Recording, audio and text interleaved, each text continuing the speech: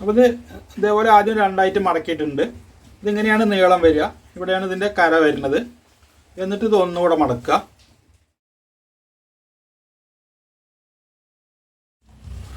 ഇവിടെ ഒന്ന് സ്ട്രൈറ്റ് ആക്കാം. അതിനുശേഷം ഇതിൻ്റെ ഇറക്കം വേണ്ടത് 10 ഇഞ്ചാണ്. നമുക്കിവിടെ മുകളിൽ മടക്കിയടിക്കുകയാണ് ചെയ്യുന്നത്. അപ്പോൾ 1 ഇഞ്ച് എക്സ്ട്രാ ഇടാം. അതായത് ഓവർലോക്ക് അല്ല, ഫോൾഡ് ചെയ്തിട്ട് ഡബിൾ സ്റ്റിച്ച് ഇടുകയാണ് ചെയ്യുന്നത്. ഇനി ഒരു 2.5 ഇഞ്ച് നമുക്ക് സ്ലീവ് റൗണ്ട് തയ്ക്കാൻ വേണ്ടിയിട്ട് മാർക്ക് ചെയ്യാം.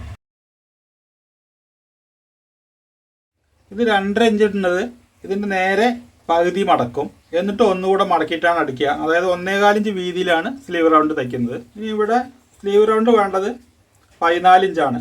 അപ്പോൾ അതിൻ്റെ പകുതി 7 ഇഞ്ച്, 1/2 ഇഞ്ച് തയ്യത്തുമ്പ് 7.5 ഇഞ്ച് മാർക്ക് ചെയ്യുക.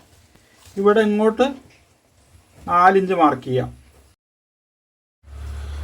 ഇത് 36 ഇഞ്ച് ചെസ്റ്റുള്ള ആളുടെ ഷർട്ടാണ്. 36 ഇഞ്ച് ചെസ്റ്റിനെ 8 കൊണ്ട് ഡിവൈഡ് ചെയ്യുക. അപ്പോൾ നമുക്ക് 4 ഇഞ്ച് കിട്ടും. ഇതിൽ നിന്ന് 1/2 ഇഞ്ച് മൈനസ് ചെയ്തിട്ട് ഉള്ള അളവാണ് ഇത്, 4 ഇഞ്ച്. ഇനി ഇവിടെയാണ് നമ്മൾ കൈയിൻ്റെ ലൂസാണ് എടുത്തിരിക്കുന്നത്. കൈയിൻ്റെ ആം ഹോളിൻ്റെ ലൂസല്ല, ആം ഹോളിനെക്കാട്ടിൽ 1 ഇഞ്ച് കുറവ് കൈ ലൂസ് വരുള്ളൂ.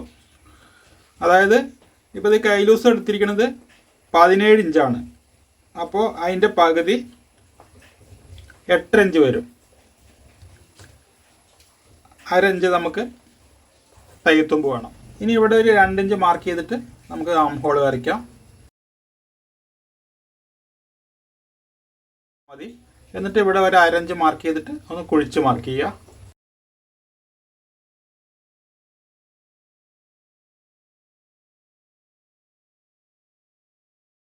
ഇവിടെ അല്പം ഒന്ന് ക്രോസിൽ വരയ്ക്കുക. ഇവിടെ നമുക്ക് ആകെ കിട്ടിയത് 9 ഇഞ്ചാണ്. ആം ഹോൾ അളക്കുമ്പോൾ നമുക്കിവിടെ 10 ഇഞ്ച് കിട്ടും. 1 ഇഞ്ചിൻ്റെ വ്യത്യാസം ഉണ്ടാവും. ഇനി നിങ്ങൾ ആം ഹോളാണ് അളക്കുന്നത് വെച്ചാൽ ഇതൊന്ന് 1 ഇഞ്ച് കുറച്ചിട്ട് ഇവിടെ വെച്ചാലും മതി. ഇനി ഇവിടെ നമ്മൾ ഈ കറക്റ്റ് 4 ഇഞ്ച് ഇടുന്നത് കുറച്ച് കുറഞ്ഞാൽ ഒരു 1/2 ഇഞ്ച് കുറഞ്ഞു കഴിഞ്ഞാൽ എന്താ സംഭവിക്കുക എന്ന് വെച്ച് കഴിഞ്ഞാൽ ഈ സ്ലീവ് വന്നിട്ട് ഇങ്ങനെ പൊങ്ങി നിൽക്കും.